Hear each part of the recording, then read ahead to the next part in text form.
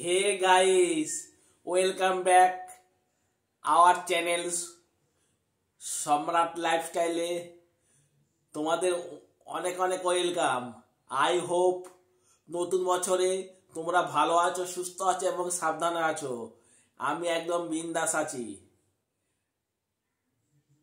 আর এখন থেকে blog video start করে দিলাম। আর নতুন বছরে তোমাদের জানাই হার্দিক অভিনন্দন এবং শুভেচ্ছা। যদিও আজকে জানুয়ারি মাসের 5 তারিখ। আর এখন দুপুরবেলা থেকেই শুরু করে দিলাম, প্রায় 1:30টা বাজে।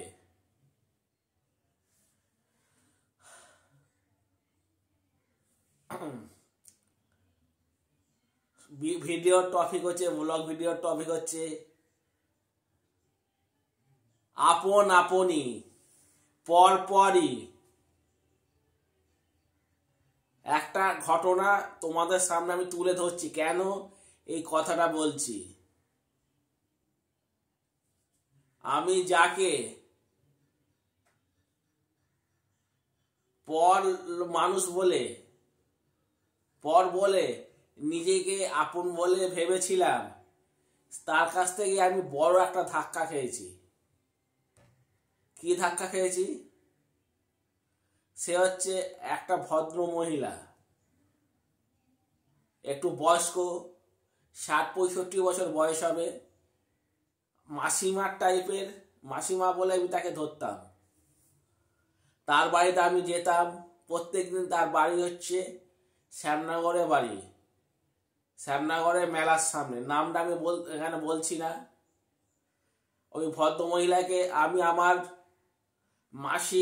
নিজের মাসির সম্মান দিয়েছিলাম, কিন্তু সেই মাসি এমন একটা কথা বলেছে, সেটা আমার মাথার দিমাগ গরম হয়ে গেছে। ওনার সামনে তার বলতে পারিনি, সেই কারণে আমি আর ওনার বাড়িতে আর এখন যাবই না। ওনাকে আমি একটা চ্যানেল খুলে দিয়েছি, ইউটিউব চ্যানেল। ও রীতিমতন শর্ট ভিডিও, ব্লগ ভিডিও সবই করে।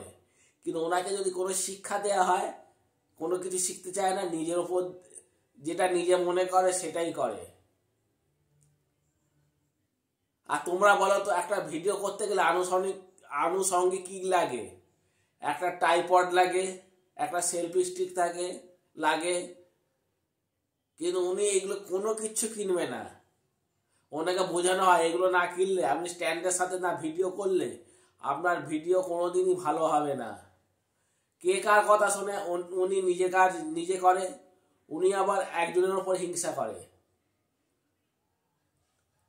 ও ভিডিওটা অনেক বছর ধরে করছে, আর আমি তো এই বছর ধরে করছি। দেখো না, আমি অক্টোবর থেকে শুরু করেছি, আমার কতগুলো সাবস্ক্রাইবার হয়েছে।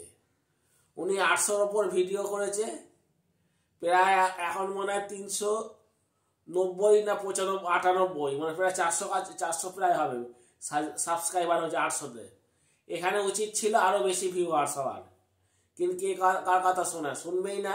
নিজেকে বড্ড অহংকারী মনে করে। আর তার বাড়িতে আমি একদিন গিয়েছিলাম, মাঝে মাঝে ওনার বাড়িতে যাই ভিডিও কি করে করতে হয় সেটা দেখিয়ে দেওয়ার জন্য। আর এখন শীতকালে বাথরুম প্রচুর পায়, কিন্তু আমি নিজের ভেবে ওনার বাথরুমে যাই বাথরুম করতে। আর উনি বলে কি, তোমরা ছেলেরা এখানে কেন বাথরুমটা করতে এসেছো আমার ঘরেতে, বাড়িতে? তুমি রাস্তাঘাটে যেখানে সেখানে করতে পারো তো, আমার এখানে বাথরুম করলে ইনফেকশন হয়ে যাবে। আমি তাকে সেই ভদ্রমহিলাকে বলেছিলাম যে আমার জোরে বাথরুম লেগেছে বলেই তো আপনার বাথরুমে গেছি, না হলে কি যেতাম?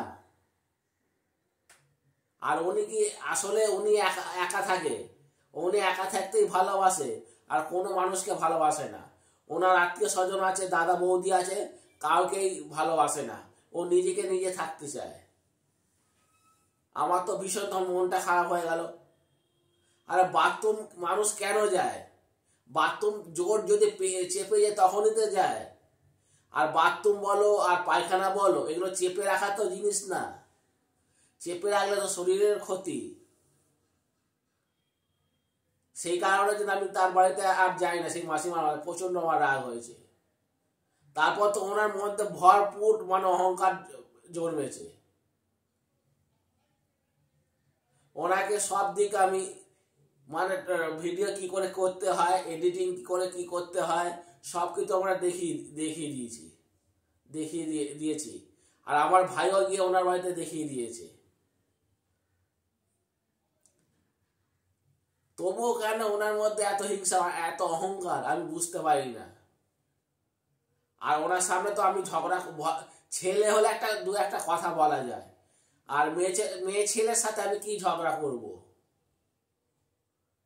যাই হোক, কথাতে এসে বলেছিলাম, আপন আপনই হয়, পর পরই হয়, পর কখনো নিজের হয় না।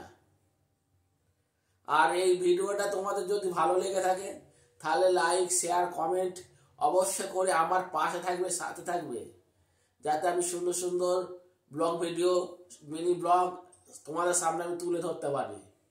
ঠিক আছে, টাটা, বাই। নতুন বছরে তোমরা ভালো থেকো, সুস্থ থেকো এবং সাবধানে থেকো, পরকে সাহায্য করো। আর একটা কথা বলি, তুমি যদি কারোর উপকার না করতে পারো, কারোর অপকারও করবে না। এটা আমার কাছে, তোমাদের কাছে বিনীত নিবেদন। ঠিক আছে, টাটা, বাই, সিউ। অন্য কোনো দিন অন্য ব্লগ ভিডিও তোমাদের সাথে ফের দেখা হবে। ততক্ষণ আমি সম্রাট এখান থেকে বিদায় নিচ্ছি।